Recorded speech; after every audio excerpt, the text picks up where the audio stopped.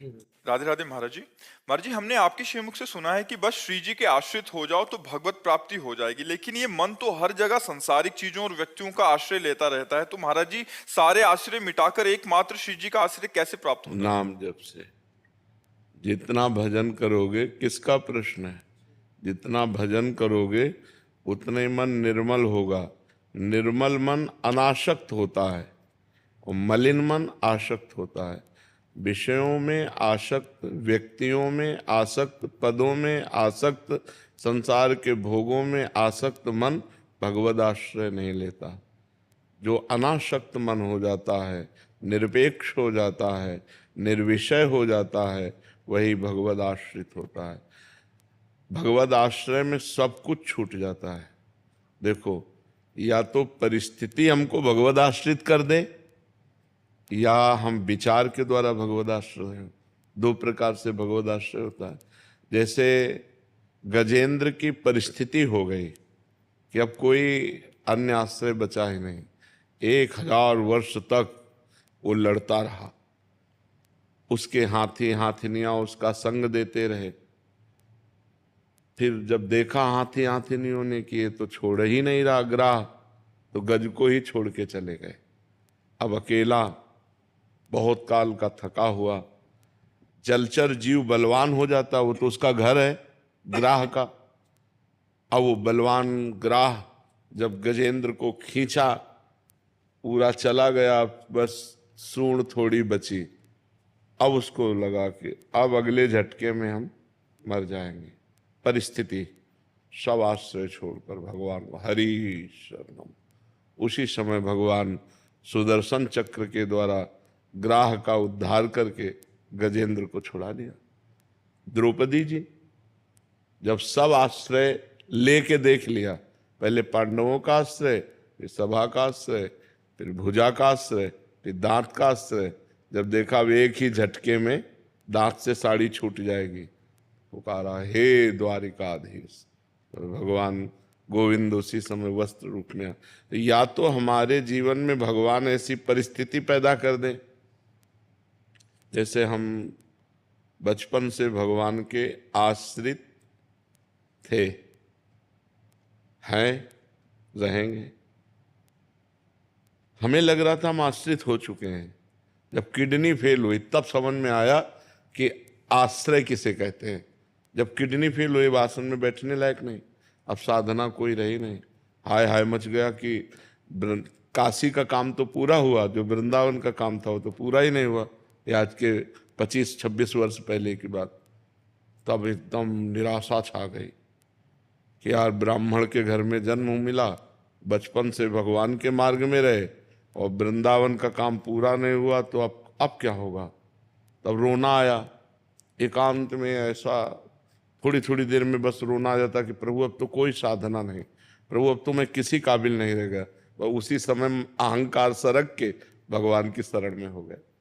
बस फिर उसी दिन से आनंद ही आनंद, आनंद ही, क्योंकि अहंकार करता था ना, मानते थे कि हम साधना, पर वो साधना का अहंकार था। इसीलिए हरिवंश महाप्रभु ने कहा सर्वेषु साधन वरेषु चिरम निराशा। श्रेष्ठ श्रेष्ठ साधना का भी अहंकार नहीं होना चाहिए, नहीं तो भगवत प्राप्ति में बाधा हो जाएगी, वो भगवत प्राप्ति की योग्यता खो देता है। ये तब समझ में आया जब किडनी फेल हुई।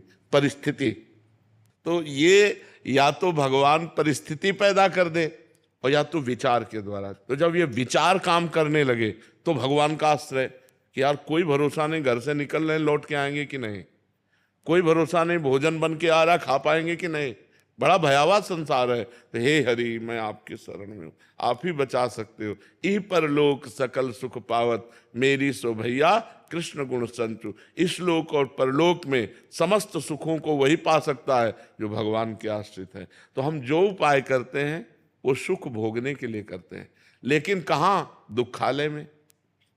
दुखालय में सुख भोगने के लिए कर रहे हैं।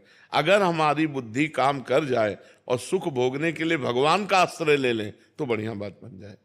देखो, वही भोजन जो हम पाते हैं हमारी बुद्धि को मलिन करके माया में लगाता है, और वही भोजन जब हम भगवान को अर्पित कर देते हैं तो प्रसाद बन जाता है, हमारी बुद्धि को शुद्ध करके भगवान में लगाता है। भोजन वही है। लेकिन उसको भगवान से जोड़ दिया तो प्रसाद हो गया। प्रसादे सर्व दुखानाम हानिरस्य उपजायते, समस्त दुखों का नाश करके सुख प्रदान करता है। ऐसे ही हम हर संसार की वस्तु व्यक्ति जो हमारे हिस्से में आई है वो सब भगवान को अर्पित।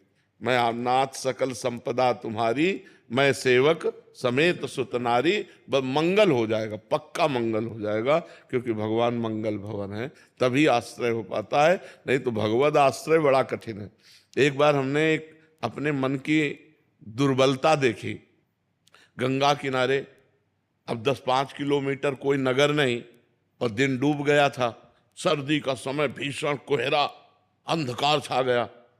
अब जी घबराया कि कोई मंदिर या कोई गांव का आश्रम कुछ तो नजदीक होना चाहिए। अब ऐसे सियारे खा जाएंगे, जो गंगा किनारे लाश खाने वाले कुत्ते और सियार होते हैं, जिंदा आदमी को खा जाएंगे रात में पा जाए तो हाँ, मांसाहारी होते हैं, तो मनुष्य के चीत के पाते हैं।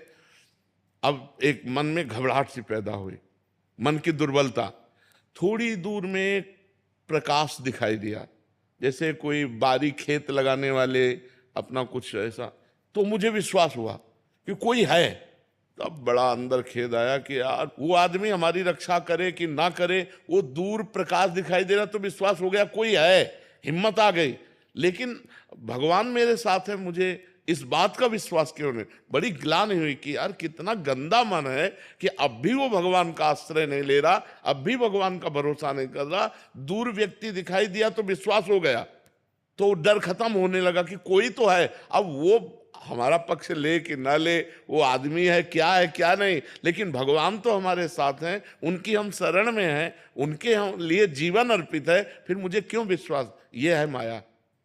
तो भगवान की कृपा से ही भगवान का आश्रय होता है, भगवान की कृपा से ही भगवान में विश्वास होता है, भगवान की कृपा से ही भगवान का भजन होता है। इसलिए भगवान के आश्रित होकर भगवान से एक ही बात मांगे कि आपका भजन मिल जाए। बस भजन मिल गया तो सब कुछ मिल जाएगा, और भजन नहीं तो कुछ नहीं। मकान, दुकान, स्त्री, पुत्र, परिवार सब यही, शरीर सब खत्म। तो ये विचार जब हमारे अंदर दृढ़ हो जाए, घटना तो सबको ही देखता है, लेकिन प्रभाव कहाँ पड़ता है हमारे ऊपर? राम नाम सत्य है, कितनी लाशें हम जलाते हैं, लेकिन ये सोचते हैं क्या कि यही हाल मेरे शरीर का होगा? अगर ये सोच ले तो घबराहट पैदा हो जाए, और घबराहट पैदा हो जाए तो भगवान की शरण हो जाए कि राम नाम सत्य है, भगवान का नाम ही सत्य है। अब तो भगवान का नाम जप करेंगे, भगवान के लिए कार्य करेंगे, अब कोई पाप नहीं करेंगे। लेकिन मनुष्य इतना बावरा है कि दूसरे को फूंक के आता है, अपनी सोचता ही नहीं कि हमारी भी ये दशा हो सकती है। इसी तरह के वीडियो देखने के लिए चैनल को लाइक एंड सब्सक्राइब करें।